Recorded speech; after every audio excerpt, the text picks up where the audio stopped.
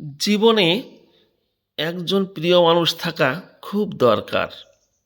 অন্তত তাকে মনের কিছু কথা বলার জন্য, আমার কিছু গোপন লুকিয়ে রাখার জন্য, আবার অহেতুক কিছু রাগ, কিছু অভিমান দেখানোর জন্যে হলেও একজন প্রিয় মানুষ থাকা খুব দরকার।